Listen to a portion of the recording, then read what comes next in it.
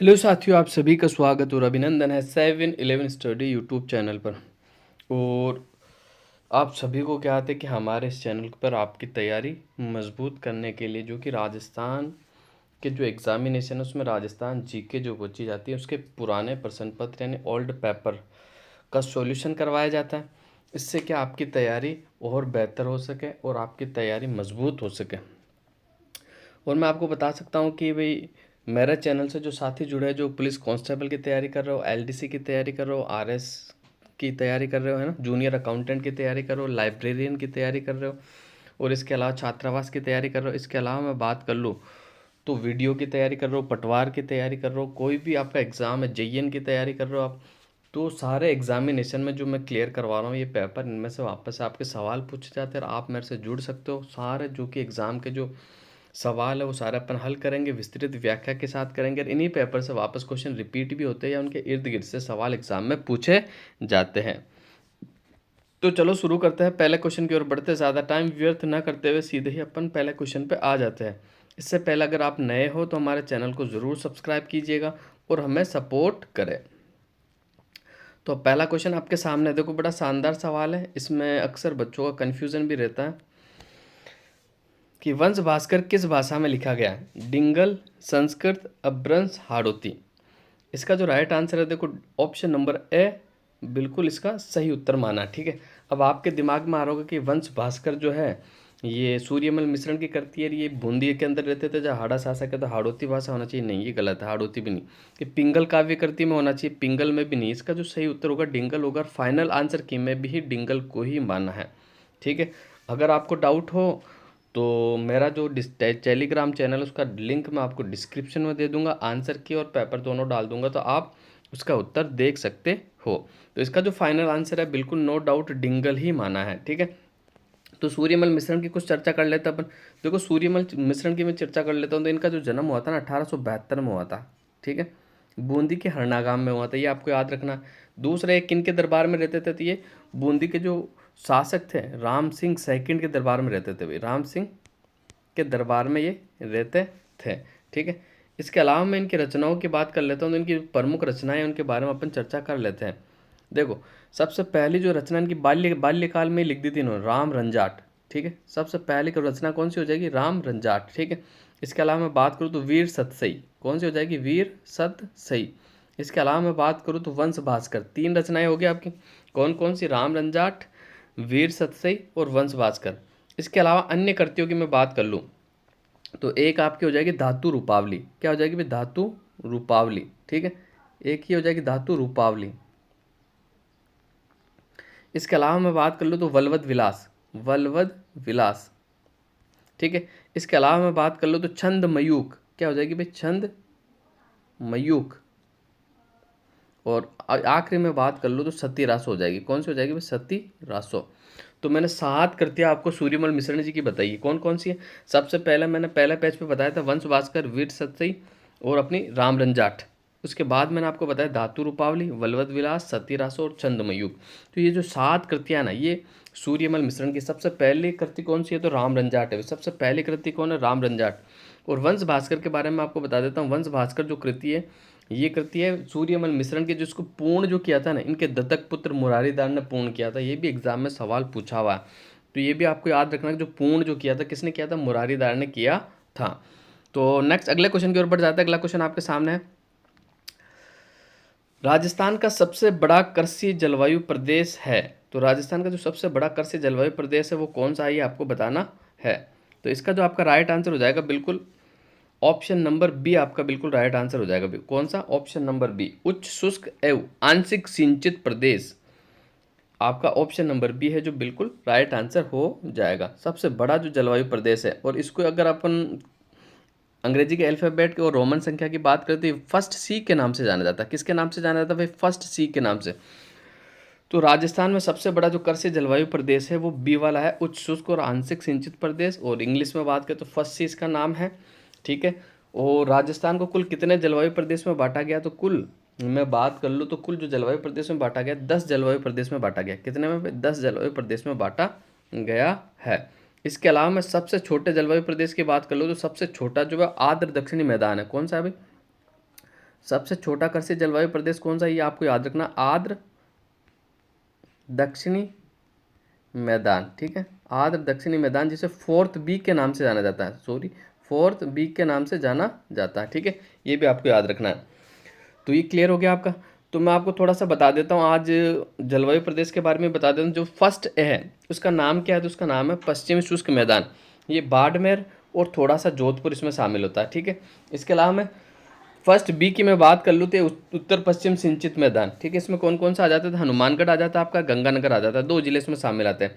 तीसरा फर्स्ट सी, जिसे अति शुष्क और आंशिक सिंचित प्रदेश के नाम से जाने से जैसलमेर, बीकानेर और चूरू वाला पार्ट आता है, ठीक है। इसके अलावा फिर मैं सेकंड ए की बात कर लूँ तो इसका जो नाम है वो अंत्य प्रवाह शुष्क क्षेत्र है, सीकर, झुंझुनू, नागौर में आता है। फिर सेकंड बी की मैं बात कर लूँ तो इसका नाम क्या है, लूनी बेसिन मैदानी प्रदेश है। अभी क्या नाम है, लूनी बेसिन मैदानी प्रदेश इसका नाम है, ठीक है। और इसमें कौन कौन से जिला आते हैं, तो इसके अंदर जो जिला आते हैं ना, एक तो आपका जालौर हो जाएगा, एक आपका पाली हो जाएगा, एक आपका जोधपुर हो जाएगा, थोड़ा सा सिरोही का पार्ट भी आता है इसमें शामिल होता है, ठीक है। अगली मैं बात कर लेता हूँ आपकी थर्ड ए की मैं बात कर लेता हूँ। थर्ड ए के अंदर जो आता है, एक तो जयपुर हो जाएगा आपका, एक दौसा हो जाएगा, एक टोंक हो जाएगा, एक अजमेर हो जाएगा, ठीक है। और इसका नाम क्या था, इसका नाम जो है थर्ड ए का जो नाम है वो है अर्ध शुष्क पूर्वी मैदानी प्रदेश। थर्ड ए का क्या नाम है, अर्ध शुष्क पूर्वी मैदानी प्रदेश। अब थर्ड बी की बात कर लेता हूँ। थर्ड बी की मैं बात करता हूँ, ये आपका थर्ड हो गया, ये आपका बी हो गया। थर्ड बी का जो नाम है बाढ़ संभाव्य पूर्वी मैदान। बाढ़ संभाव्य पूर्वी मैदान, इसमें कौन कौन से जिला आ जाते हैं, तो इसमें आ जाता है अलवर आ जाता है आपका, भरतपुर आ जाता है, करौली आ जाता है, धौलपुर आ जाता है और सवाई माधोपुर आ जाता है। इसको याद रखना, इसको जो याद रखना बहुत आसान है। मत्स्य संघ के 4 जिले और सवाई माधोपुर इसमें ऐड कर दो। कौन सा में, बाढ़ संभावित पूर्वी मैदान है थर्ड बी में।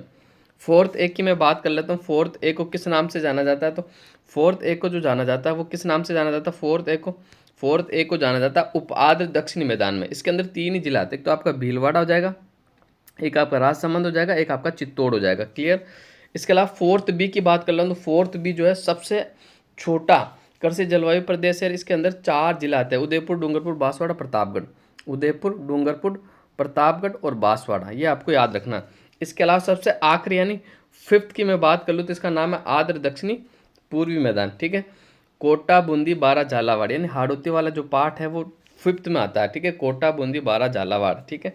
तो ये आपको 10 कृषि जलवायु प्रदेश है जो कि मैंने आपको बता दिया, ये आपको याद रखना है, जो कि आपकी एग्जाम की दृष्टि से मोस्ट इंपॉर्टेंट है। अगले क्वेश्चन की ओर बढ़ जाते हैं गाइस। अगला क्वेश्चन क्या है, तो अगला क्वेश्चन आपके सामने है, सोम कागदर सिंचाई परियोजना किस जिले में स्थित है, तो इसका जो आपका राइट आंसर हो जाएगा ऑप्शन नंबर सी, बिल्कुल आपका राइट आंसर हो जाएगा। उदयपुर में सोम कागदर सिंचाई परियोजना पड़ती है, ठीक है। और कौन सी नदी पे बनी है, तो सोम नदी पे बनी हुई है, ठीक है, आपको याद रखना, ठीक है। और इसका जो लाभ मिलता है किसे मिलता है, उदयपुर जिले को मिलता है। एक अपनी कौन सी योजना में आपको बता देता हूँ। अगली योजना की मैं बात कर लूँ तो सोम कमला अम्बा, कौन सी योजना है, सोम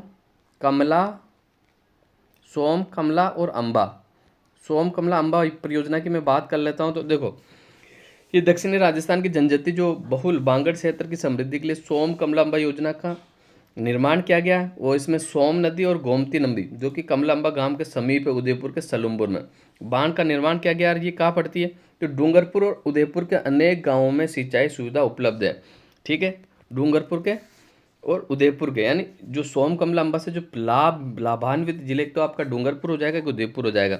और इसकी जो स्थिति कहाँ स्थित है, तो डूंगरपुर के सोम कमला अम्बा गाँव के पड़ती है। इसका जो निर्माण हुआ था ना, निर्माण तो इसका स्वीकृत तो हो गया था 1975 में, लेकिन कंप्लीट जो हुआ था 1995 में हुआ था। ये तथ्य भी आपको याद रखना। इसके अलावा देखो, एक मोस्ट इंपॉर्टेंट नर्मदा नहर परियोजना से हमेशा सवाल बनता है, और अभी कौन से एग्जाम में इसका वो पूछ लिया था, कौन सा, कि भाई कितना हिस्सा राजस्थान को मिलता है, कि नर्मदा जल परियोजना से राजस्थान को कितना हिस्सा मिलता है, ये सवाल आपका पूछा गया था। तो नर्मदा नहर परियोजना के बारे में थोड़ी सी बात कर लेता हूँ मैं शॉर्ट में। नर्मदा बांध परियोजना, एक तो ये 4 राज्यों की संयुक्त परियोजना है। कौन कौन सी हो जाएगी, आपकी एमपी हो जाएगी, महाराष्ट्र हो जाएगा, आपका गुजरात हो जाएगा और आपका राजस्थान हो जाएगा। पहले आपको ये तथ्य याद रखना। दूसरा, इसमें राजस्थान को कितना पानी मिलता है, तो 0.50 MF मिलता है, ये आपको याद रखना है, MAF, ठीक है, समझ गए आप, यानी मिलियन एकड़ फीट। राजस्थान को कितना पानी मिलता है, 0.50 MF, यानी मिलियन एकड़ फीट निर्धारित किया गया। इसके अलावा मैं बात कर लूँ तो नर्मदा नहर की जो कुल लंबाई है ना, कुल लंबाई की मैं बात कर लूँ तो गुजरात तक जो लंबाई है कितनी है? 458 गुजरात तक लंबाई है। और जबकि राजस्थान में जिसकी लंबाई की बात कर लो तो 74 किलोमीटर है। कितने में? 74 किलोमीटर, ठीक है।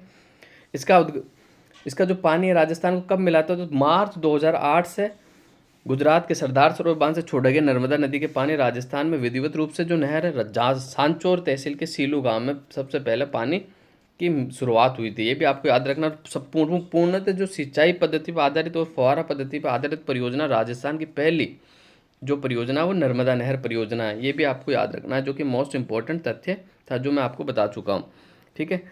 अगले क्वेश्चन की ओर बढ़ जाना। अपना अगला क्वेश्चन क्या है? तो अगला क्वेश्चन आपके सामने है, निम्नलिखित में से कौन सा खनन और खनन क्षेत्र सही सुमेलित नहीं है? ये आपको बताना है, ठीक है। तो गार्नेट, राजमहल, पन्ना, राजगढ़, गिया पत्थर, रसबदे और रॉक फास्फेट सलादीपुर। तो इसका जो राइट आंसर हो जाएगा बिल्कुल ऑप्शन नंबर डी होगा भाई, रॉक फास्फेट, जो कि आपका सलादीपुर में नहीं मिलता है, ठीक है। रॉक फास्फेट आपको कहाँ मिलता है? तो रॉक फास्फेट की मैं बात कर लूँ तो रॉक फास्फेट जो आपको मिलता है वो आपको कहाँ मिलता है? Rock phosphate. तो रॉक फास्फेट जो आपको मिलता है वो मिलता है बिल्कुल कहाँ? उदयपुर के रसबदे में मिलता है। कहाँ मिलता है? उदयपुर के रसबदे में आपको रॉक फास्फेट मिलता है। और इसके अलावा बिरमानिया जैसलमेर में भी आपको रॉक फास्फेट मिलता है, ये भी आपको याद रखता है। और नागौर के अंदर भी आपको रॉक फास्फेट मिलता है। तो इसका जो राइट आंसर हो जाएगा बिल्कुल ऑप्शन नंबर डी है, सलादीपुर। ये सीकर के अंदर पड़ता है। या कौन सा खनिज मिलता है? तो या पायराइट खनिज मिलता है। कौन सा भाई? पायराइट खनिज के भंडार मिले हैं। गार्नेट की बात कर लूँ मैं, गार्नेट तो ये बिल्कुल राजमहल बिल्कुल सही है। गार्नेट को तांबड़ा और रक्तमणि के नाम से भी जाना जाता है। गार्नेट का उत्पादन केवल राजस्थान में होता है, ये आपको याद रखना। और गार्नेट के दो प्रकार होते हैं, एक तो जैम, एक एब्रेसिव। ये भी आपको याद रखना। गार्नेट के दो प्रकार होते हैं, एक तो जैम, एक एब्रेसिव, ठीक है।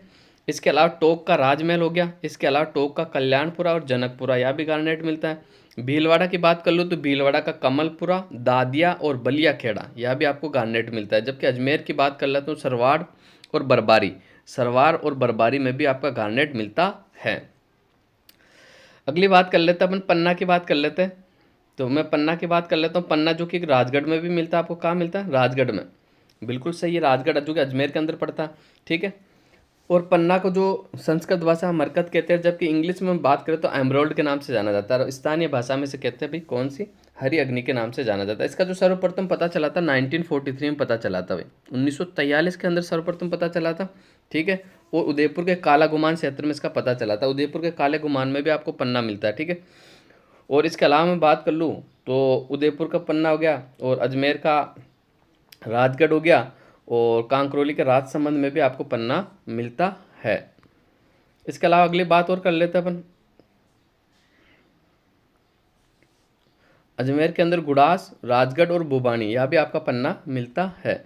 इसके अलावा मैं बात कर लेता हूँ कौन सा आपका, गिया पत्थर की बात कर लेता हूँ। गिया पत्थर आपको कहाँ कहाँ मिलता है? तो गिया पत्थर को जो कि सॉफ्ट स्टोन के नाम से भी जाना जाता है। इसका जो उपयोग होता है ना, एक तो ब्लीचिंग पाउडर में होता है और दूसरा आपका टेल्कम पाउडर बनाने में किया जाता है। और राजस्थान में गिया पत्थर के जो सर्वाधिक भंडार है वो उदयपुर में है। सबसे ज़्यादा जो गिया पत्थर मिलता है कहाँ मिलता है? उदयपुर में मिलता है। इसके अलावा दौसा और भीलवाड़ा में भी मिलता है। ये भी आपको याद रखना है, जो कि मोस्ट इंपॉर्टेंट तथ्य था। अगले क्वेश्चन की ओर बढ़ जाते हैं गाइस। अगला क्वेश्चन क्या है? तो अगला क्वेश्चन आपके सामने है, कोड़ू गांव किस लोक देवता से संबंधित है? तो इसका जो सही आंसर हो जाएगा बिल्कुल ऑप्शन नंबर बी आपका बिल्कुल राइट आंसर हो जाएगा। कोड़ू गांव का संबंध जो है वो पापूजी से है। तो पापूजी के बारे में अपन कुछ जान लेते हैं। इनका जो जन्म हुआ कब हुआ भाई? 1239 ईस्वी में, यानी 13वीं शताब्दी में हुआ था। आपको याद रखना 1239 ईस्वी में हुआ था, यानी 13वीं शताब्दी में हुआ, ठीक है। कहाँ हुआ था? जोधपुर के निकट कोड़ूमंड गांव में हुआ था। इनके पिताजी का नाम था धांधल जी। पिताजी का नाम क्या था? धांधल जी। और माताजी का नाम जो था कमलादे। माताजी का नाम क्या था? कमलादे, ठीक है। और इनकी पत्नी की बात कर लो तो इनका पत्नी का जो नाम था वो सुप्यारदे था। क्या था पत्नी का नाम? सुप्यारदे या फूलमदे, आप दोनों नाम इनकी पत्नी के थे। अगली में बात कर लेता हूँ तो प्लग रक्षक और ऊँटों के लोक देवता के रूप में पापूजी की पूजा की जाती है। और मारवाड़ में सर्वप्रथम ऊँट लाने का जो श्रेय भी जाता है वो पापूजी को जाता है। किसे जाता है भाई? पापूजी को। सर्वप्रथम ऊँट जो लाए थे मारवाड़ में वो पापूजी लाए थे। इसके अलावा मैं बात कर लूँ तो ऊँटों की जो पालक रायका और रेबारी जाति इन्हें अपना आराध्य देव मानती है। इसके अलावा मैं बात कर लूँ तो ये थोरी भील और महर जाति के जो मुसलमान हैं इन्हें पीर समझकर पूजते हैं। ये भी आपको याद रखना है, ठीक है। इसके अलावा मैं बात कर लूँ तो इनका जो प्रमुख मंदिर है कोलूमंड के अंदर है। इनका जो मेला लगता है चैत्र अमावस्या को लगता है। कब लगता है भाई इनका मेला? चैत्र अमावस्या को लगता है, ठीक है। ये भी आपको याद रखना है। जो कि इंपॉर्टेंट है। और पापूजी की पढ़ नायक जाति के भोपों द्वारा रावण हत्ता वाद्य यंत्र के साथ बाजी जाती है।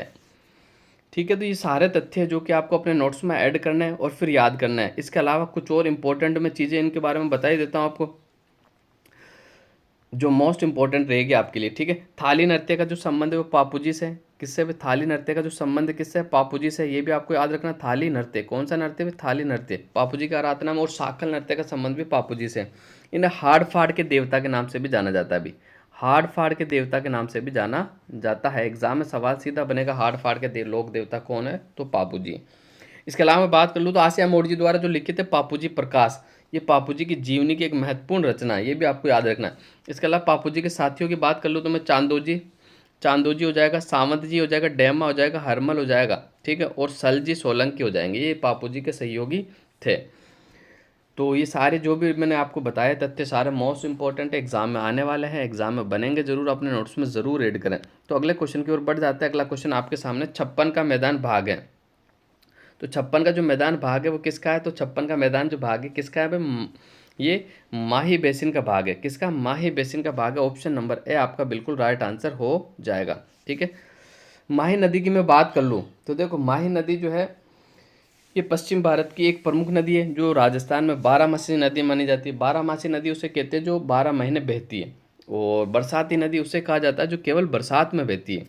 तो माही नदी का जो उद्गम स्थल की बात कर लो तो धार जिले की अमरोरू पहाड़ियों से विंध्याचल पहाड़ियों में महद झील से होता है। और माही नदी को किस उपनाम से जाना जाता है? तो माही नदी को आदिवासियों की गंगा, कांठल की गंगा, वागड़ की गंगा, दक्षिणी राजस्थान की स्वर्ण रेखा के नाम से जाना जाता है। ठीक है, इसके अलावा मैं और बात कर लूँ तो ये माही नदी एक भारत की एकमात्र ऐसी नदी है जो कर्क रेखा को 2 बार काटती है। भाई कर्क रेखा को 2 बार काटने वाली नदी कौन सी है? तो माही नदी। ये भी आपको याद रखना। इसके अलावा मैं बात कर लूँ, देखो मकर रेखा को 2 बार काटने वाली, तो लिम्पोपा नदी जो है मकर रेखा को 2 बार काटती है। कौन सी नदी? लिम्पोपा नदी मकर रेखा को 2 बार काटती है। इसके अलावा मैं बात कर लूँ भूमध्य रेखा को 2 बार काटने वाली नदी, तो कांगो नदी भूमध्य रेखा को 2 बार काटती है। कांगो नदी को जायरे नदी के नाम से भी जाना जाता है, कांगो जायरे नदी। ठीक है, तो वापस से मैं बता देता हूँ, कर्क रेखा को पूरी दुनिया में 2 बार काटने वाली एक ही नदी है, माही नदी। जबकि लिम्पोपा नदी मकर रेखा को 2 बार काटती है। कांगो और जायरे नदी भूमध्य रेखा को 2 बार काटती है। कांगो और जायरे नदी एक ही नदी है, अलग अलग नहीं है, आपको याद रखना है। तो ये मैंने आपको बता दिया। इसके अलावा मैं इसका जो त्रिवेणी संगम बनता है उसके बारे में मैं आपको बता देता हूँ। ठीक है, सोम माही जाखम त्रिवेणी नदी जो मिलती है डूंगरपुर के एक स्थान पर मिलती है, उसका नाम क्या है? तो ये एग्जाम में पूछा गया था, नवा टापरा। ठीक है, नवा टापरा, यहाँ पर इनका संगम होता है, त्रिवेणी संगम। कौन कौन सी नदी मिलती है आपको याद रखना? माही, सोम और जाखम नदी मिलती है। यहीं पर मेला लगता है। कौन सा? बेणेश्वर धाम का जो मेला लगता है वो माघ पूर्णिमा को लगता है। कब लगता है भाई? माघ पूर्णिमा को लगता है। ये तथ्य भी आपको याद रखने हैं। इसके अलावा मैं बता दूं आपको 56 के मैदान के बारे में थोड़ा सा बता देता हूँ। ये माही नदी का प्रवास क्षेत्र 56 का मैदान कहलाता है। ठीक है, और प्रतापगढ़ और बांसवाड़ा के मध्य के जो 56 ग्राम समूह स्थित है, इसे ही 56 के मैदान के नाम से जाना जाता है। तो ये आपको याद रखना। तो अब अगले क्वेश्चन की ओर बढ़ जाते हैं। अगला क्वेश्चन क्या है? तो अगला क्वेश्चन बिल्कुल आपके सामने है। ठीक है, कि राजस्व मंडल की स्थापना कब हुई थी, ये आपको बताना भी। ठीक है, राजस्व मंडल की जो स्थापना हुई थी वो कब हुई थी? तो राजस्व मंडल की जो स्थापना हुई थी वो 1949 में हुई थी। कब हुई थी? 1949 के अंदर हुई थी। ठीक है, ये आपको याद रखना, कब हुई थी? 1949 के अंदर हुई थी। ठीक है, और इसके वर्तमान जो अध्यक्ष है कौन है? तो वो राजेश्वर है। कौन है भाई? Rajeshwar Singh. Sorry 1949। Option number A आपका बिल्कुल राइट आंसर हो जाएगा। ऑप्शन नंबर ए 1949 के अंदर हुई थी। और पहला अध्यक्ष कौन थे? तो पहला अध्यक्ष जो थे वो कौन थे? ब्रजचंद शर्मा थे भाई। कौन थे? ब्रजचंद शर्मा। ये भी आपको याद रखना, जो कि मोस्ट इंपॉर्टेंट तथ्य मैंने आपको बताया है। इसके अलावा मैं अगले क्वेश्चन की ओर बढ़ जाता हूँ। तो अगला क्वेश्चन क्या है? अगला क्वेश्चन बिल्कुल आपके सामने है। राजस्थान के उच्च न्यायालय में न्यायाधीश के कितने पद स्वीकृत है, ये आपको बताना है। तो कितने पद स्वीकृत है ये आपको बताना है। तो बिल्कुल इसका जो सही आंसर हो जाएगा ऑप्शन नंबर बी, 50 पद स्वीकृत है।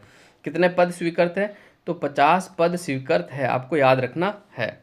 बिल्कुल ये 50 पद, ऑप्शन नंबर बी आपका बिल्कुल राइट आंसर हो जाएगा, जो कि मैंने आपको बता दिया। ठीक है, और इसकी अगर अपन बात कर लें राजस्थान उच्च न्यायालय की, अगर थोड़ी सी बात कर ले डिटेल के अंदर, तो देखो मैं आपको बता देता हूँ। कौन सा अनुच्छेद है? तो अनुच्छेद 214 के तहत राजस्थान में उच्च न्यायालय का उद्घाटन जो किसने किया था? तो जयपुर के जो सवाई मान सिंह द्वितीय द्वारा किया गया था। कब किया गया था? ये तिथि बार बार पूछी जाती है। तो 29 अगस्त 1949 को किया गया था। ठीक है। प्रथम न्यायाधीश कौन थे? तो के वर्मा प्रथम न्यायाधीश थे, ये आपको याद रखना। और संविधान लागू होने के बाद जो प्रथम मुख्य न्यायाधीश बने थे ना, वो कौन बने? तो श्री कैलाश नाथ वांचू बने थे। कौन बने भाई? कैलाश नाथ वांचू बने थे, ये भी आपको याद रखना। और सर्वाधिक कार्यकाल भी मैं पूछूं तो श्री कैलाश नाथ वांचू का ही है, ये भी आपको याद रखना। कब से कब तक? 1951 से लेकर 1958 तक। 1951 से लेकर 1958 तक, बिल्कुल 1951 से लेकर 1958 तक है। ठीक है। इसके अलावा अगली मैं बात कर लेता हूँ। तो अगली इससे संबंधित ही जो बात है कि भाई जो जयपुर की जो पीठ उसे कब समाप्त किया गया? तो 1958 में जयपुर की जो पीठ को है बिल्कुल समाप्त कर दिया गया था, केवल एकमात्र जो कि जोधपुर जाना पड़ता था। लेकिन बाद में पुनः 1977 में जयपुर की पीठ को वापस से शुरू कर दिया गया था। ठीक है। इसके अलावा मैं बात कर लूँ तो कुल पद कितने, न्यायाधीश के कुल कितने पद है? तो 50 मुख्य न्यायाधीश सहित 50 पद है बेटी। इसमें उसमें मुख्य न्यायाधीश भी है, उसमें ऐड है। अगर एग्जाम में आपको ऐसा सवाल पूछ लिया जाएगा कि मुख्य न्यायाधीश और अन्य न्यायाधीश 50+1 कर दिया तो आपका बिल्कुल गलत हो जाएगा। आपको याद रखना 49। ठीक है। अन्य न्यायाधीश और एक आपका मुख्य न्यायाधीश मिला के कुल कितने हो जाएंगे? 50। बिल्कुल आपका राइट आंसर होगा। और वर्तमान की मैं बात कर लूँ तो वर्तमान के अंदर कौन है? जॉर्ज मसीहा, जो कि राजस्थान के मुख्य न्यायाधीश है, ये भी आपको याद रखना। इससे पहले जो कि कार्यवाहक कौन थे अपने? इसके अलावा पहले जो थे वो मनिंद्र मोहन श्रीवास्तव थे। कौन थे? मनिंद्र मोहन श्रीवास्तव थे। तो अगले क्वेश्चन की ओर बढ़ जाता है। अगला क्वेश्चन क्या? अगला क्वेश्चन आपके सामने है बिल्कुल। राजस्थान में संभागीय आयुक्त व्यवस्था को कब पुनर्जीवित किया गया था? तो बिल्कुल ये 1987 को पुनर्जीवित किया गया था। समाप्त कब किया गया था? ये आपका इंपॉर्टेंट है कि भी समाप्त कब किया गया। तो इसको जो समाप्त किया गया था, कब समाप्त किया गया था, आपको बिल्कुल याद रखना। मोहनलाल सुखाड़िया के काल में। कब समाप्त किया गया था? मोहनलाल सुखाड़िया काल में 1967। और शुरू किया था हरिदेव जोशी द्वारा। ठीक है। तो अपन कुछ जो संभाग के जो इंपॉर्टेंट क्वेश्चन बनते हैं उसके बारे में चर्चा कर लेते हैं। 6 संभाग वाले जिले कितने हैं राजस्थान में, आपको बताना है। ठीक है। तो आपको मैं बताता हूँ 6 संभाग वाले जो 6 जिलों वाले जो संभाग है ना राजस्थान में, केवल 2 है। एक तो आपका उदयपुर हो जाएगा 6 जिलों वाला संभाग, दूसरा आपका जोधपुर हो जाएगा। ठीक है। ये दोनों ही संभाग ऐसे हैं जिनमें 6 जिले शामिल हैं। और 5 जिलों वाले संभाग की मैं बात कर लूँ तो जयपुर है आपका। ठीक है। और 4 संभाग वालों की बात कर लूँ तो बीकानेर, कोटा, अजमेर, भरतपुर, ये 4 संभाग वाले जिले हैं। क्लियर हो गया आपका? ठीक है। इसके अलावा राजस्थान के ऐसे संभाग जो 2 भागों में विभाजित है, एक तो अजमेर आपका और एक उदयपुर संभाग। एक अजमेर और एक आपका उदयपुर, जो कि 2 भागों में विभाजित है। क्षेत्रफल की दृष्टि से सबसे बड़े संभाग की बात कर लूँ तो आपका जोधपुर हो जाएगा। और क्षेत्रफल की दृष्टि से सबसे छोटे संभाग की बात करूँ तो भरतपुर हो जाएगा। और जनसंख्या की दृष्टि से सबसे बड़ा संभाग बात करूँ तो जयपुर हो जाएगा आपका। जबकि जनसंख्या की दृष्टि से सबसे छोटा संभाग की बात करूँ तो जोधपुर हो जाएगा आपका। कौन सा होगा? जोधपुर। सबसे ज़्यादा जिलों वाले संभाग की बात कर लो तो मैंने अभी बताया था 6 उदयपुर और आपका जोधपुर हो जाएगा। और सर्वाधिक नदियों वाले संभाग की मैं बात कर लूँ तो कोटा हो जाएगा। ठीक है। सर्वाधिक साक्षर संभाग की मैं बात कर लूँ तो जयपुर हो जाएगा। सबसे कम नदियों वाला जो संभाग है वो बीकानेर हो जाएगा आपका। कौन सा? बीकानेर। सभी संभागों को सीमा को छूने वाले संभाग की बात कर लूँ तो मोस्ट इंपॉर्टेंट सवाल है कि सभी संभागों की सीमा को कौन सा संभाग छूता? तो अजमेर संभाग छूता। कौन सा छूता भाई? अजमेर संभाग छूता है, ये आपको याद रखना। और अंतर्राष्ट्रीय सीमा को छूने वाले संभाग 2 है, एक तो जोधपुर संभाग, एक बीकानेर संभाग। तो ये संभाग से जो इंपॉर्टेंट थे मैंने आपको बता दिया। ठीक है। और सबसे नवीनतम संभाग अब तक बात कर ले तो भरतपुर था अपना। कौन सा था भाई? भरतपुर था। 3 संभागों की और घोषणा की गई है। कुल मिला के कितने संभाग हो जाएंगे? वर्तमान में 7 है। 3 संभाग और बनने के बाद राजस्थान में कुल 10 संभाग हो जाएंगे, ये भी आपको याद रखना। तो अगले क्वेश्चन की ओर बढ़ जाते हैं। अगला क्वेश्चन क्या है? तो अगला क्वेश्चन ये आपके सामने है। नाथरा की पाल किस खनिज के लिए प्रसिद्ध है? तो इसका जो आपका राइट आंसर हो जाएगा ऑप्शन नंबर डी, बिल्कुल आपका राइट आंसर हो जाएगा। लो अयस्क के लिए प्रसिद्ध है। किसके लिए प्रसिद्ध है भाई? लो अयस्क के लिए प्रसिद्ध है। इससे पहले राजस्थान खनिज के कुछ इंपॉर्टेंट तथ्यों की अपन बात कर ले। तो क्या क्या? खनिजों का अजायब घर किसे कहा जाता है? तो राजस्थान को खनिजों का अजायब घर कहा जाता है, आपको याद रखना। ठीक है। और संपूर्ण देश पूरे भारत की बात कर लो तो 22% उत्पादन करता है। कितना भाई? 22% उत्पादन राजस्थान के अंदर होता है। और भंडार की दृष्टि से बात कर लो तो झारखंड के बाद दूसरा स्थान है राजस्थान का। भंडार की बात कर लो तो दूसरे स्थान पर है। जबकि मैं उत्पादन की मात्रा की बात कर लो तो 5वें स्थान पर, उत्पादन मूल्य की बात कर लो तो भी 5वें स्थान पर है। ठीक है। लौह खनिज की दृष्टि से राजस्थान का चौथा स्थान है, जबकि अलोह खनिज की दृष्टि से राजस्थान का पहला स्थान है। ठीक है, राजस्थान में कुल कितने प्रकार के खनिज मिलते हैं? तो 81 प्रकार के खनिज मिलते हैं, जिसमें उत्खनन कितने का हो रहा है? तो 57। आपको याद 57 प्रकार के खनिज अभी उत्खनित हो रहे हैं। इसके अलावा मैं बात कर लूँ तो देश में जो सर्वाधिक खान है ना, वो राजस्थान के अंदर स्थित है भाई। कहाँ स्थित है? सर्वाधिक खान है जो आपकी राजस्थान के अंदर स्थित है, ये भी आपको याद रखना है। और इसके अलावा खनिजों की दृष्टि से राजस्थान का कौन सा भौतिक विभाग संपन्न है? तो बिल्कुल अरावली प्रदेश और पठारी प्रदेश बिल्कुल संपन्न है। इसके अलावा लौह खनिज की बात हुई तो लौह खनिज का अपन पूरा क्लियर कर लेते हैं। देखो, सर्वाधिक जो लौह खनिज का उत्पादन होता है वो तो आपके होता है जयपुर के अंदर मोरीजा बानोल में, जबकि भंडार की मैं बात कर लूँ तो सर्वाधिक जो भंडार है वो उदयपुर में, एक तो नाथरा के पहाड़, एक थुरहुंडेर। ठीक है, ये भी आपको याद रखना। और दौसा का जो नीमला रायसेला स्थान है वो भी लौह अयस्क खनिज के उत्पादन के लिए जाना जाता है। इसके अलावा मैं बात कर लूँ आपका डाबला सिंगाना, आपका जो कि झुंझुनू में पड़ता है, ये भी आपका लौह अयस्क खनिज के उत्पादन के लिए जाना जाता है। और एक भीलवाड़ा का तिरंगा क्षेत्र है जिसे तिरंगा पहाड़ी के नाम से भी जाना जाता है, ये भी आपके लौह अयस्क के उत्पादन के लिए जाना जाता है। तो राजस्थान में किस प्रकार का लोहा मिलता है, ये आपको इंपॉर्टेंट एग्जाम में पूछा जा सकता है। तो राजस्थान में जो लोहा उपलब्ध है वो हेमेटाइट किस्म का है। कौन सा? हेमेटाइट किस्म का, ये भी आपको याद रखना है, जो कि आपके लिए इंपॉर्टेंट है, ये मैंने आपको बता दिया। इसके अलावा मैं सीसा जस्ता की ओर बात कर लेता हूँ। तो देखो, सीसा जस्ता भी बार बार एग्जाम में बनता।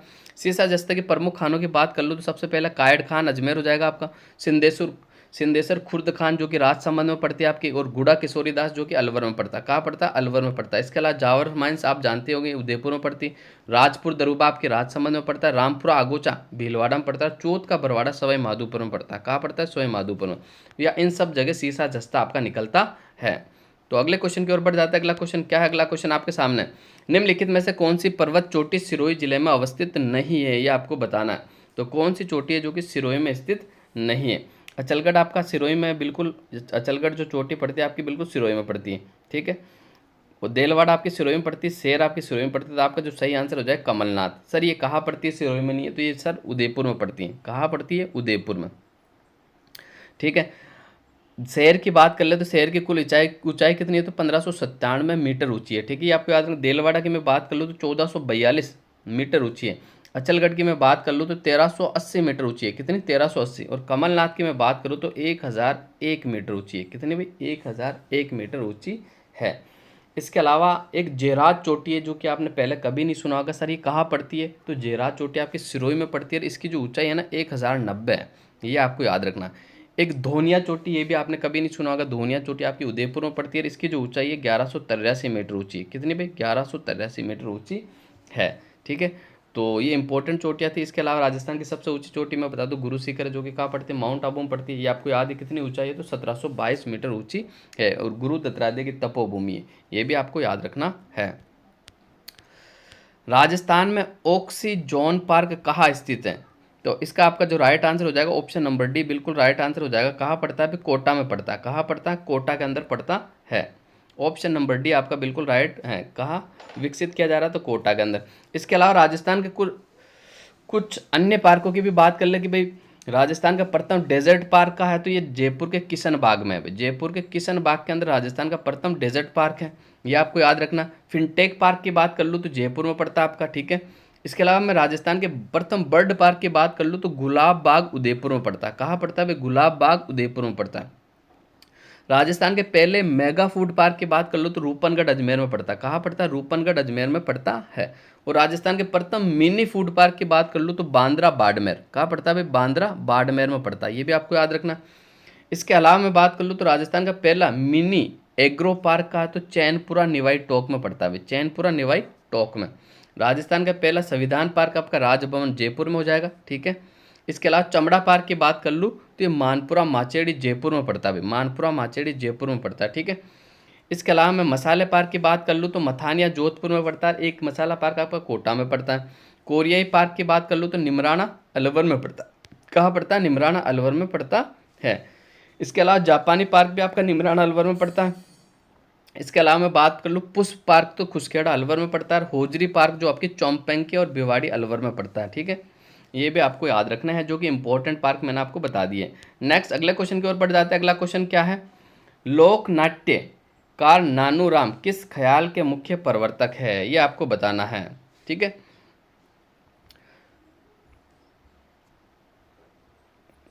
तो इसका जो राइट आंसर हो जाएगा अपना कौन सा, शेखावटी ख्याल। कौन सा भी, शेखावटी ख्याल। ऑप्शन नंबर ए आपका बिल्कुल राइट आंसर हो जाएगा। लोक नाट्यकार नानूराम शेखावटी ख्याल के मुख्य प्रवर्तक है। शेखावटी ख्याल के बारे में कुछ बात कर ले तो शेखावटी ख्याल के जो प्रवर्तक है नानूराम हो गए। कौन से क्षेत्र में, तो एक तो आपका सीकर, ठीक है, एक खंडेला और जायल नागौर और शेखावटी क्षेत्र के अंदर ये ख्याल प्रसिद्ध है, बिल्कुल आपको याद रखना, ठीक है।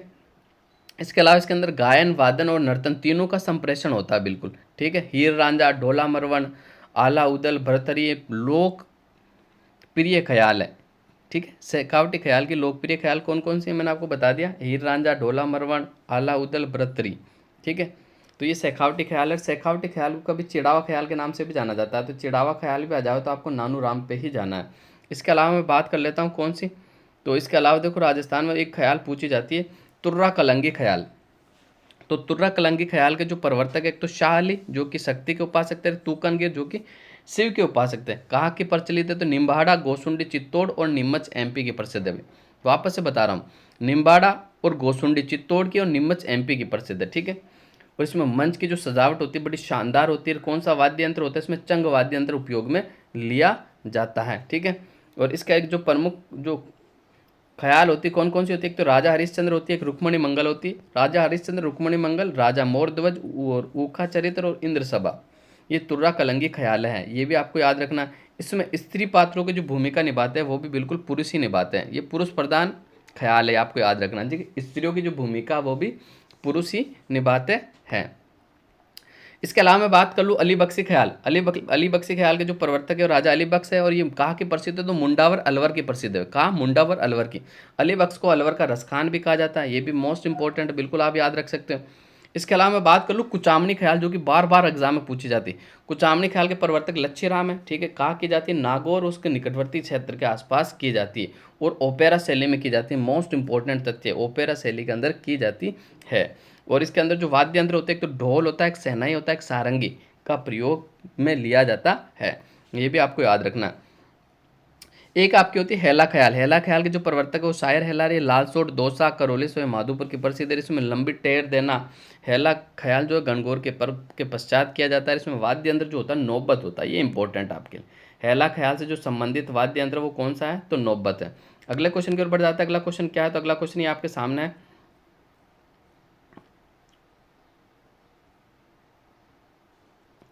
राजस्थान की किस रियासत ने ब्लू पोट्री को संरक्षण दिया, तो इसका जो राइट आंसर हो जाएगा आपका बिल्कुल ऑप्शन नंबर डी, बिल्कुल राइट आंसर हो जाएगा, ठीक है। कौन सी रियासत ने दिया था, तो ये बिल्कुल किसने दिया था, ये बिल्कुल जयपुर रियासत ने दिया था। ब्लू पोट्री मुख्यतः पर्सिया दमिश्क की थी। इसको भारत में लाने का जो श्रेय जाता है किसको जाता है, मुगल बादशाह अकबर को जाता है। और राजस्थान में लाने का जो श्रेय जाता है वो मानसिंह प्रथम को जाता है, ठीक है। सर्वप्रथम लाए थे आमेर के राजा मानसिंह प्रथम। मानसिंह को इस कला को पहले लाहौर से जयपुर लाए थे, ये भी आपको याद रखना। जबकि सर्वाधिक विकास जो हुआ था ना इसका, वो राम सिंह के काल में हुआ था, ठीक है, ये भी आपको याद रखना। राम सिंह ने सर्वाधिक संरक्षण दिया था इसको। और इसी कला के अंदर ब्लू पोट्री के जो प्रमुख कलाकार है वो करपाल सिंह शेखावत है। इन्हें पद्मश्री पुरस्कार दिया गया था कब, 1974 में। कब दिया गया था, 1974 में। आजकल ये पैटर्न बन गया कि पद्मश्री की डेट भी पूछ ली जाती है, कलाकार को कब दिया गया, इसलिए मैं आपको पद्मश्री की जो डेट है वो भी साथ में बता देता हूँ, ठीक है। और इनका जो निधन हो गया था फिर 2009 में इनका निधन। ब्लू पोट्री में जो मुख्य रंग होता है नीला और हरा रंग मुख्य होता है, ठीक है। यह भी आपके यहाँ, इसके अलावा भी रंग होते हैं लेकिन मुख्यतः नीला हरा रंग प्रयुक्त होता है। इसके अलावा मटियाला, ताबाई रंग का भी प्रयोग किया जाता है। ब्लू पोट्री के कलाकारों की बात कर लेते, देखो वर्तमान में जो ट्रेंड पूछा जा रहा है ना, वो क्वेश्चन होगा वो कलाकार के बारे में पूछ लेते हैं। तो प्रमुख कलाकार कौन कौन से, एक तो प्रभुदयाल यादव, मीनाक्षी राठौड़ और गोपाल सैनी। गोपाल सैनी, ये गोपाल सैनी वाला पूछा हुआ, वापस से बता रहा हूँ। प्रभुदयाल यादव, मीनाक्षी राठौड़ और गोपाल सैनी और नाथीबाई, ठीक है। नाथीबाई एकमात्र ऐसी ब्लू पोट्री की महिला हस्त कलाकार थी, ये भी आपको याद रखना है, ठीक है। और ब्लैक पोट्री कहाँ की प्रसिद्ध है, तो ब्लैक पोट्री आपकी कोटा की प्रसिद्ध है। अगले क्वेश्चन की ओर बढ़ते हैं। Sorry guys. अगला क्वेश्चन आपके सामने, राजपूत पेंटिंग के शीर्षक 1916 में किसने पुस्तक लिखी थी, तो इसका जो राइट आंसर हो जाएगा आपका बिल्कुल कौन सा राइट आंसर हो जाएगा, option number D, Anand Kumar स्वामी के द्वारा लिखी गई थी। ऑप्शन नंबर डी आपका बिल्कुल राइट आंसर हो जाएगा, ठीक है। राजस्थान चित्रशैली का पहला वैज्ञानिक जो विभाजन किया था ना वो आनंद कुमार स्वामी के द्वारा किया गया था, ठीक है। और राजस्थान की चित्रकला को इन्होंने राजपूत चित्रकला से संबोधित किया था, ये भी आपको याद रखना। इसके अलावा राजस्थानी चित्रशैली को विशुद्ध रूप से भारतीय जो बताया था ना, वो किसने बताया था? तो विलियम लॉरेंस ने बताया था। ये एग्जाम में पूछा हुआ सवाल है, विलियम लॉरेंस, ये आपको याद रखना, ठीक है। विशुद्ध रूप से भारतीय बताया था। अगले क्वेश्चन की ओर बढ़ जाता है। अगला क्वेश्चन क्या है? तो अगला क्वेश्चन आपके सामने, राजस्थान के इतिहास में हिंदूपथ किस शासक को कहा जाता है? तो आपका राइट आंसर हो जाएगा ऑप्शन नंबर बी, महाराणा सांगा को कहा जाता है। किसे कहा जाता है भाई? ऑप्शन नंबर बी आपका बिल्कुल राइट आंसर हो जाएगा। महाराणा सांगा की बात आई थी, मैं इनकी बात कर लेता हूँ। इनका जो राज्य अभिषेक हुआ था वो 1509 में हुआ था, ठीक है। और इन्होंने एक महत्वपूर्ण युद्ध लड़ा था, खानवा का युद्ध। कौन सा युद्ध? खानवा का युद्ध। कब हुआ था? बार बार एग्जाम में पूछा जाता है। 17 मार्च 1527, 17 मार्च 1527 को खानवा का युद्ध हुआ था। ये तिथि आपको याद रखनी है। कभी कभी ईयर पूछ लिया जाता है, कभी कभी मंथ के साथ, और कभी कभी डे के साथ सीधा ही एग्जाम में आता है। 17 मार्च 1527, ठीक है, 17 मार्च 1527 को हुआ था, ठीक है। इसकी मैं बात कर लूँ तो ये खानवा कहाँ पड़ता है? आपके भरतपुर जिले की रूपवास तहसील में पड़ता है, ठीक है। और इस युद्ध के अंदर राणा सांगा ने पाती पेरवन की पर्वता जो परंपरा थी उसे अपनाई थी। पाती पेरवन यानी जितने भी राजपूत राजा थे उनको एक साथ लिया था सबको, ठीक है। और महाराणा सांगा को हिंदूपथ के नाम से जाना जाता है, ये भी आपको याद रखना है, ठीक है, मोस्ट इंपॉर्टेंट है। इसके अलावा मैं बता देता हूँ, तो जब राणा सांगा की जो मृत्यु हुई थी ना, वो कहाँ हुई थी? तो वो कालपी नामक स्थान पर हुई थी। कहाँ हुई थी? कालपी नामक स्थान पर। 30 जनवरी 1528 को ये स्वर्गवास हो गए थे, ठीक है। इसके अलावा कर्नल जेम्स टोड ने महाराणा सांगा को सिपाही का अंश बताया। ऐसे क्या कहा भाई? सिपाही का अंश कहा है, ये भी आपको याद रखना है, जो कि मोस्ट इंपॉर्टेंट तथ्य है।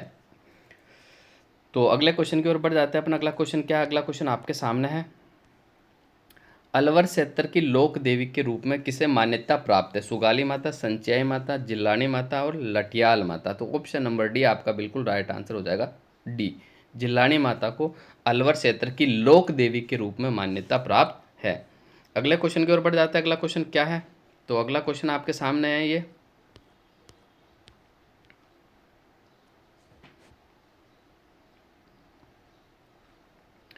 तो ये अगला क्वेश्चन बिल्कुल आपके सामने है।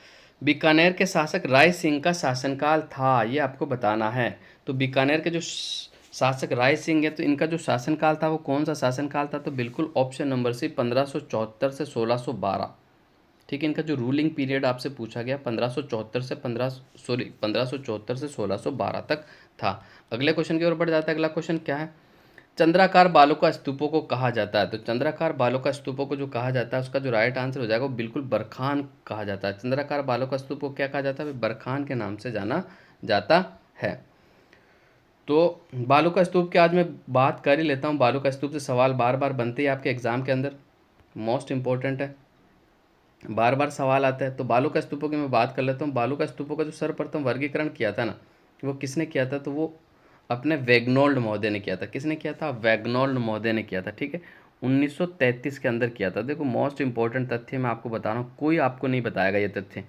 अच्छे से अच्छा एग्जामिनर, अच्छे से अच्छा यूट्यूबर भी आपको ये नहीं बता सकता कि बालू का स्तूपों का वर्गीकरण किसने किया था। तो मैंने आपको इंपॉर्टेंट तथ्य, इसलिए मैं कहता हूँ आप मेरी क्लास के साथ जुड़िए, चैनल को सब्सक्राइब कीजिए। आपको ज़रूर आपके एग्जामिनेशन में फ़ायदा मिलेगा और आपका जो सिलेक्शन है वो ज़रूर ज़रूर होगा।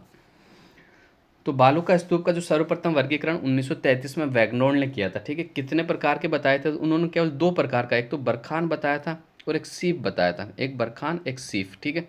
इसके अलावा फिर वापस से हैकी मौर्य ने, कौन से मौर्य ने? हैकी मौर्य ने बालू का स्तूपों को 3 भागों में बांटा था। कब वर्गीकरण किया था? 1941 में किया था। वैग्नोल्ड मौर्य ने 1933 में और हैकी मौर्य ने 1941 में। हैकी मौर्य ने जो बताया था, एक तो आपका अनुदैर्ध्य हो गया, एक अनुप्रस्थ, एक पैराबोलिक, 3 प्रकार के बताए बस। कौन कौन से? एक तो अनुप्रस्थ, एक अनुदैर्ध्य और एक पैराबोलिक, ये 3 प्रकार के बालू का स्तूप बताया। इसके बाद फिर मैकी मैकी ने इसका वर्गीकरण किया था 1979 में। कब किया था? 1979। इसने 8 प्रकार के बालू का स्तूपों के बारे में बताया। कौन कौन से बताया तो मैं बता देता। एक तो अनुदैर्ध्य हो गया आपका, एक अनुप्रस्थ हो गया, एक बरखान हो गया, एक तारा बालू का स्तूप, एक पैराबोलिक बालू का स्तूप, एक सब्र काफिज, एक नेटवर्क बालू का स्तूप, एक अवरोधी बालू का स्तूप। 8 प्रकार के बालू का स्तूपों के बारे में बताया। इसके अलावा मैं बात कर लूँ तो जो जो बालू का स्तूप है, वो जो मोस्ट इंपॉर्टेंट बालू का स्तूप, उनके बारे में अपन जरूर चर्चा करेंगे। कौन सा बालू का स्तूप कहाँ बनता है और कैसे बनता है, ठीक है। तो सबसे पहले अपन बात कर लेते हैं बरखान की। तो बरखान बालू का स्तूप जो है ना ये अर्धचंद्राकार होता है, ऐसी आकृति होती है इसकी, देखना मैं बताता हूँ, ऐसी ये चांद के समान इसकी आकृति होती है, ठीक है। और ये पवनों की दिशा में होता है, ठीक है, ऐसे पवन आती है पवनों की दिशा में होते हैं इसकी आकृति, और ये हवा के साथ गतिशील होते हैं, ठीक है। ऐसे बालू का स्तूप 10 से 20 मीटर ऊंचे होते हैं, ये भी आपको याद रखना है, और 100 से 200 मीटर चौड़े होते हैं, ठीक है। और ये उत्तर पश्चिमी भागों के अंदर पाए जाते हैं, जैसलमेर, बाड़मेर और आपके बीकानेर के अंदर ये पाए जाते हैं। अगली बात कर लूँ मैं अनुप्रस्थ बालू का स्तूप, तो ये वायु की दिशा में समकोण पर बनते हैं, ठीक है। ये वायु की दिशा में समकोण पर बनते हैं, समकोण पर बनते हैं, ठीक है, बिल्कुल। और ये कहाँ पाए जाते हैं, तो ये बाड़मेर और जोधपुर के क्षेत्रों में आपको देखने को मिलते हैं। इसके अलावा मैं अनुदैर्ध्य बालू का स्तूप की बात कर लूँ तो इसे रैखिक बालू का स्तूप भी कहा जाता है। अनुदैर्ध्य बालू का स्तूप को रैखिक बालू का स्तूप के नाम से भी जाना जाता है। ये पवन की दिशा के साथ साथ और समानांतर बनते हैं, और इनकी सर्वाधिक संख्या आपको जैसलमेर में देखने को मिलेगी। कहाँ मिलेगी भाई, जैसलमेर में देखने को मिलेगी। इसके अलावा मैं बात कर लूँ तारानुमा बालू का स्तूप, जो आपका वो हम्मादा के चारों ओर बना बालू का जो टीला होता है ना, उसे बालू का स्तूप कहा जाता है। इसकी आकृति जो होती है वो तारेनुमा होती है, इसलिए इसे तारा बालू का स्तूप के नाम से जाना जाता है। मोहनगढ़, जैसलमेर और सूरतगढ़, गंगानगर में ये अक्सर आपको देखने को मिलते हैं। इसके अलावा पैराबोलिक की बात कर लूँ तो बरखान का बिल्कुल उल्टा है, देखना वापस से बताता हूँ। बरखान मैंने आपको यूँ बताया था, ठीक है, और पैराबोलिक आपका जो बनता वो यूँ बनता, बिल्कुल इसके विपरीत बनता, ठीक है। ये बरखान के बिल्कुल विपरीत दिशा में बनता है, ये भी आपको याद रखना। बरखान मैंने आपको बता ही दिया है, ठीक है। तो ये जो इम्पोर्टेंट बालू का स्तूप थे ये सारे मैंने आपको बता दिए, ठीक है। इसके अलावा छोटे छोटे बालू का जो सब्र काफिज भी है, ठीक है, और आपका सीप भी। सब्र काफिज जो होते हैं ना वो झाड़ियों के निकट जो बनते हैं, झाड़ियों के निकट जो बनते हैं उन्हें सब्र काफिज के नाम से जाना जाता है। इसके अलावा नेटवर्क बालू का स्तूप भी है, जो कि ये नेटवर्क बालू का स्तूप जो है हरियाणा तक फैला हुआ है। कहाँ तक फैला हुआ है, हरियाणा तक फैला हुआ है आपके। इसके अलावा एक अवरोधी बालू का स्तूप, जो अवरोध आ जाता है तो बालू का स्तूप बन जाता है, उस अवरोधी बालू का स्तूप के नाम से भी जाना जाता है। तो ये बालू का स्तूप मैंने आपको सारे बता दिए। अगले क्वेश्चन की बात कर लेते हैं। अगला क्वेश्चन क्या है, तो क्वेश्चन नंबर 20 है आपका, क्वेश्चन नंबर 20। राजस्थान में जिला आयोजन समिति का अध्यक्ष कौन होता है, तो इसका आपका जो राइट आंसर हो जाएगा बिल्कुल ऑप्शन नंबर बी, जिला प्रमुख होता है। कौन होता है, जिला प्रमुख होता है। ऑप्शन नंबर बी आपका बिल्कुल राइट आंसर हो जाएगा। अगले क्वेश्चन की मैं बात कर लेता हूँ। राजस्थान का पहला बायोलॉजिकल पार्क कहाँ स्थापित किया गया, तो 21 का जो राइट आंसर हो जाएगा वो सज्जनगढ़ उदयपुर में। कहाँ स्थापित किया गया, सज्जनगढ़ उदयपुर में। ऑप्शन नंबर सी आपका बिल्कुल राइट आंसर हो जाएगा। अगले क्वेश्चन की मैं बात कर लेता हूँ। अगला क्वेश्चन आपके सामने है,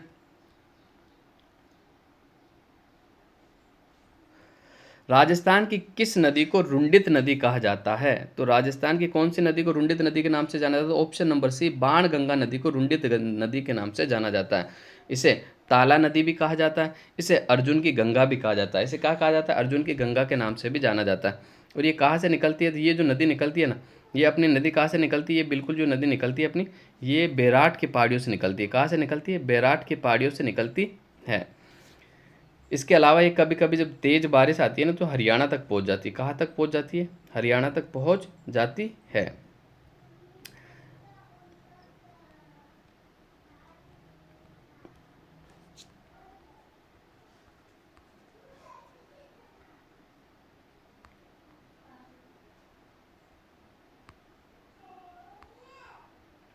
इसके अलावा मैं अगली बात कर लेता हूँ, तो अपन अगले क्वेश्चन की ओर बढ़ जाते हैं, ठीक है। अगला क्वेश्चन क्या है, तो अगला क्वेश्चन ये बिल्कुल ये रहा आपके सामने, क्वेश्चन नंबर 23 है जो कि आपके सामने है, ठीक है। क्वेश्चन नंबर 23 बिल्कुल आपके सामने है। कौन सा सही सुमेलित नहीं है ये आपको बताना है, कौन सा सही सुमेलित नहीं है आपको बताना। पहाड़ों की नगरी डूंगरपुर, राजस्थान का प्रवेश द्वार भरतपुर, वस्त्र नगरी भीलवाड़ा, पूर्व का पेरिस उदयपुर। तो 23 का जो आपका राइट आंसर हो जाएगा वो ऑप्शन नंबर डी होगा, पूर्व का पेरिस उदयपुर। ये बिल्कुल सही नहीं है, ऑप्शन नंबर डी आपका बिल्कुल राइट आंसर हो जाएगा कि पूर्व का पेरिस तो है जयपुर के नाम, जयपुर को कहा जाता है। किसे कहा जाता है, जयपुर को कहा जाता है। जबकि पूर्व का वेनिस उदयपुर को कहा जाता है। बिल्कुल माइनर सा डाला था एग्जामिनर ने, अगर कोई क्वेश्चन को अच्छे से नहीं पढ़ेगा तो वो गलत हो जाएगा। इसलिए कहते हैं ना कि एग्जाम के अंदर जाओ तो एक क्वेश्चन को 2 बार पढ़ो अच्छे से, और सबसे पहले ऑप्शन को देख के उत्तर मत लगाओ, चारों ऑप्शन को अच्छे से पढ़ के फिर आप उत्तर लगाओ। तो अगले क्वेश्चन की ओर बढ़ जाता है। अगला क्वेश्चन क्या, आक्कलवुड फॉसिल पार्क स्थित है, तो आक्कलवुड फॉसिल पार्क कहाँ स्थित है, ये जैसलमेर में स्थित है। कहाँ स्थित है भाई, जैसलमेर में स्थित है। ये जो राजस्थान की जो 12 भूवैज्ञानिक स्मारक है, पार्क है, उसके अंदर शामिल किया गया था। ये राजस्थान का जो आक्कलवुड फॉसिल पार्क है इसके अंदर ये भी शामिल है, ठीक है। जो कि जैसलमेर में पड़ता है। कहाँ पड़ता है भाई? जैसलमेर में पड़ता है। नेक्स्ट अगले क्वेश्चन की बात कर लेते हैं अपन। प्रबंध चिंतामणि मरुतुंग अच्छा, सवाल अपना ये है कि कौन सी साहित्यिक कृति सुमेलित नहीं है, ये आपको बताना है, ठीक है। कौन सा सवाल है अपना? 25वां सवाल है ये, ठीक है। प्रबंध चिंतामणि मरुतुंग, राजवल्लभ मंडन और पार्श्वनाथ चरित्र श्रीधर और प्रबंध कोश चंद्रशेखर। तो इसका जो सही आंसर हो जाएगा बिल्कुल ऑप्शन नंबर डी बिल्कुल राइट आंसर हो जाएगा आपका, ठीक है। तो प्रबंध कोश जो है वो चंद्रशेखर का नहीं, प्रबंध कोश किसका है? राजशेखर का है। प्रबंध कोश किसका है? राजशेखर का है, चंद्रशेखर का नहीं। तो ऑप्शन नंबर डी आपका बिल्कुल राइट आंसर हो जाएगा। इसमें भी देखो माइनर मिस्टेक डाली, अगर अच्छे से आपने एक सवाल नहीं पढ़ा तो आपके समझ में नहीं आएगा, छोड़ना पड़ेगा आपको। अगला क्वेश्चन की ओर बढ़ जाता है। अगला क्वेश्चन क्या है?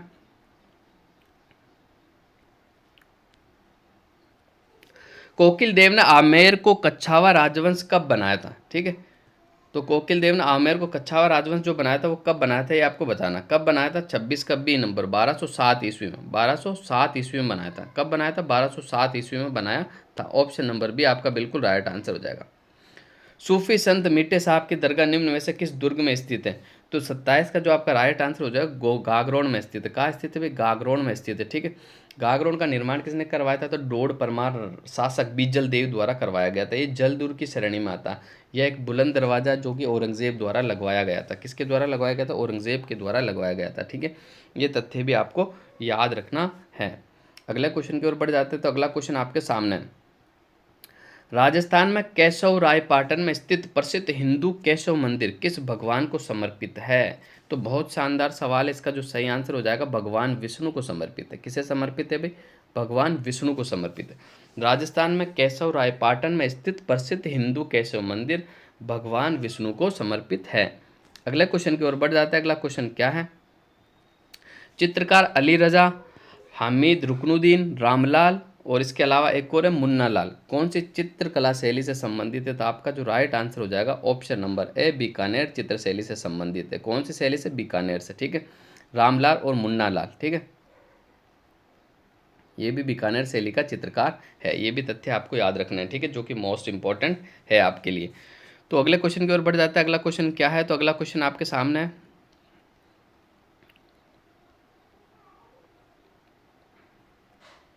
जहूर खान किस लोक वाद्य से संबंधित है? तो इसका जो आपका राइट आंसर हो जाएगा ऑप्शन नंबर ए भपंग से संबंधित है। किससे संबंधित है भाई? भपंग से संबंधित है, ठीक है। और भपंग जो आपका है वो कौन सा वाद्य यंत्र है? तत् वाद्य यंत्र है या फिर आपका सुशीर वाद्य यंत्र या अवनद वाद्य यंत्र या फिर घन वाद्य यंत्र, ये आपको बताना है। अगले क्वेश्चन की ओर बढ़ जाता है। अगला क्वेश्चन क्या है? राजस्थान में पर्यटकों का प्रमुख आकर्षण यानी पोद्दार की हवेली कहाँ स्थित है, ये आपको बताना है। तो 31 का आपको जो राइट आंसर हो जाएगा नवलगढ़। पोद्दारों की हवेली कहाँ स्थित है भाई? नवलगढ़ में स्थित है। कहाँ स्थित है? नवलगढ़ में स्थित है। अगले क्वेश्चन की ओर बढ़ जाता है। अगला क्वेश्चन क्या है? दुर्गादास राठौड़ ने मारवाड़ के किस शासक को गद्दी पर बिठाने में सहयोग दिया था? तो 32 का जो आपका राइट आंसर हो जाएगा बिल्कुल option number B Ajit Singh को। किसे भी? अजीत सिंह को। ऑप्शन नंबर बी आपका बिल्कुल राइट आंसर हो जाएगा। अगले क्वेश्चन की ओर बढ़ता है। अगला क्वेश्चन क्या है? राजस्थान की बहुरूपिया कला को प्रसिद्धि दिलाने का श्रेय किसे जाता है? तो इसका जो सही आंसर हो जाएगा जानकीलाल बांड को जाता है। किसे जाता है भाई? जानकीलाल बांड को जाता है। ऑप्शन नंबर बी आपका बिल्कुल राइट आंसर हो जाएगा। अगले क्वेश्चन की ओर बढ़ता है। अगला क्वेश्चन क्या है? तो अगला क्वेश्चन आपके सामने ये रहा। इतिहासकार जीएच ओझा के अनुसार मथुरे की राढ़ नामक युद्ध कब लड़ा गया? तो इसका जो आपका राइट आंसर हो जाएगा बिल्कुल 1444 में लड़ा गया। कब लड़ा गया? 1400 सॉरी 1400 नहीं, 1644 में लड़ा गया था। कब? 1644 में लड़ा गया था। अब 1444 अगर मैंने बोल ही दिया तो इसका मैं कुछ बता देता हूँ। 1444 के अंदर करणी माता का जन्म हुआ था। किसका भी? करणी माता का जन्म हुआ था, ठीक है। इसके अलावा 1544 की मैं बात कर लूँ तो गिरी सुमेल का युद्ध हुआ था, ठीक है। 1544 में गिरी सुमेल का युद्ध हुआ था। और 1644 में मैंने आपको बता दिया मथुरे की राढ़। तो मथुरे की जो राढ़ हुई थी नागौर के अमर सिंह और बीकानेर के कर्ण सिंह के मध्य हुई थी। हुआ क्या था मैं आपको बता देता हूँ। जैसे आपको ये नागौर की सीमा और ये आपकी बीकानेर की सीमा हो गई, तो यह किसी ने बेल लगाई किसकी? मथुरे की। तो ये बढ़ती बढ़ती बढ़ती ये आ गई। ये आने के बाद फिर मथुरा लग गया। तो अब नागौर वाले बोले कि मथुरा हमारा है और बीकानेर वाले बोले कि मथुरा हमारा है। तो इसी को लेकर नागौर के अमर सिंह और बीकानेर के कर्ण सिंह के मध्य मथुरा की राढ़ नामक युद्ध लड़ा गया था। अगले क्वेश्चन की ओर बढ़ जाता है। अगला क्वेश्चन क्या है? तो अगला क्वेश्चन आपके सामने, पश्चिमी रेतीली मैदान की पूर्वी सीमा निर्धारित होती है। तो 35 का जो आपका राइट आंसर हो जाएगा वो बिल्कुल 50 सेंटीमीटर वर्षा रेखा, ऑप्शन नंबर आपका बी बिल्कुल राइट आंसर हो जाएगा। ठीक है, 50 सेंटीमीटर वर्षा रेखा जो कि पश्चिमी रेतीले मैदान की पूर्वी सीमा को निर्धारित करती है, ये आपको याद रखना है। अगले क्वेश्चन की ओर बढ़ जाता है। अगला क्वेश्चन क्या, राजस्थान का राज्य वृक्ष है। अब देखो ये आपको है ना, खेजड़ी ने लिख के खेजड़ी का वैज्ञानिक नाम लिख दिया, प्रोसेपिस सिनेरेरिया। तो आपको ये भी याद रखना, तो इसका जो सही आंसर हो जाएगा ऑप्शन नंबर ए आपका बिल्कुल राइट आंसर हो जाएगा। ठीक है, और फिर रोहिड़ा का भी नाम लिख दिया, टिंकू मेला अडुलेटा, ये रोहिड़ा का नाम लिख रखा नीचे। ठीक है, तो अगले क्वेश्चन जो कि राजस्थान का राज्य पुष्प है। अगले क्वेश्चन की ओर बढ़ जाता है। अगला क्वेश्चन क्या है, राज प्रशस्ति का काल है। तो 37 का आपका जो राइट आंसर हो जाएगा बिल्कुल 1676 में राज सिंह का काल, जो कि राज सिंह का रूलिंग पीरियड था 1652 से लेकर 1680, इन्हीं के काल में राज प्रशस्ति की रचना हुई थी। तो इसका जो सही आंसर हो जाएगा ऑप्शन नंबर सी 1676। अगले क्वेश्चन की ओर बढ़ जाता है। अगला क्वेश्चन क्या है,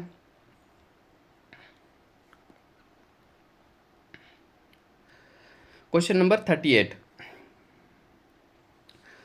राजस्थान विधानसभा के सदस्यों की संख्या 200 किस वर्ष हुई थी, यानी कौन सी विधानसभा में हुई थी, ये आपको बताना है। ठीक है, तो 38 का जो राइट आंसर हो जाएगा ये 1977 में हुई थी। भाई कब हुई थी, 1977 में हुई थी। ठीक है, कब हुई थी, 1977 में हुई थी, ये भी आपको याद रखना है, मोस्ट इंपॉर्टेंट है। ठीक है, देखो पहली विधानसभा में बात कर लो तो कुल सीटें कितनी थी, 160 थी, आपको याद रखना। ठीक है, दूसरी विधानसभा में बढ़ के 176 होगी, कितनी होगी भाई, 176। फिर अगली में भी 176 रही, तीसरी में भी, फिर चौथी की मैं बात कर लूँ तो कितनी हो गई थी, 184 हो गई थी। पाँचवीं की मैं बात कर लूँ तो 184 थी। छठी जो विधानसभा लगी थी अपनी, जो 1977 में लगी थी, तो उसमें बढ़कर कितनी हो गई थी, तो 200 सीटें हो गई थी। ठीक है, तो ये भी आपको याद रखना है, मोस्ट इंपॉर्टेंट तथ्य थे जो कि मैंने आपसे शेयर कर लिया है। राजस्थान लोक सेवा गारंटी अधिनियम 2011 राज्य में लागू हुआ था, यानी कब लागू हुआ था ये आपको बताना। तो इसका जो राइट आंसर हो जाएगा 14 नवंबर 2011। बार बार एग्जाम में पूछा जाता है, ये तिथि आपको याद करनी पड़ेगी। अगर सिलेक्शन लेना है तो ऐसी तिथियों को आपको घोटना पड़ेगा, आपको रटना पड़ेगा, तब आपका सिलेक्शन होगा। तो इसका जो सही आंसर होगा ऑप्शन नंबर डी, 14 नवंबर 2011 को राजस्थान लोक सेवा गारंटी अधिनियम लागू किया गया। अगले और आज के लास्ट क्वेश्चन की ओर बढ़ जाते हैं कि ओसिया के मंदिर समूह किस वंश की देन है। तो इसका जो राइट आंसर हो जाएगा ऑप्शन नंबर डी, प्रत्यार वंश की देन है, यानी गुज्जर प्रत्यार कालीन मंदिर है, और ये महामारू शैली में निर्मित है। जैसे कि मैंने पहले वाले वीडियो में आपको गुप्त कालीन मंदिर, प्रतिहार कालीन मंदिर, इसके अलावा और अपने जो सोलंकी कला के जो मंदिर है वो सारे मंदिर मैंने आपको बताए थे। ठीक है, तो वो वीडियो आप देख सकते हो। और इसके अलावा आज के सेशन को यही समाप्त करते हैं, अगले सेशन में आपसे फिर मुलाकात होगी साथियों। तो 40 ही क्वेश्चन राजस्थान जीके के थे जो कि कंप्लीट कराए थे, फिर ये सब्जेक्ट के आगे। तो अगले सेशन के अंदर एक नए पेपर के साथ आपसे मुलाकात होगी। तो धन्यवाद।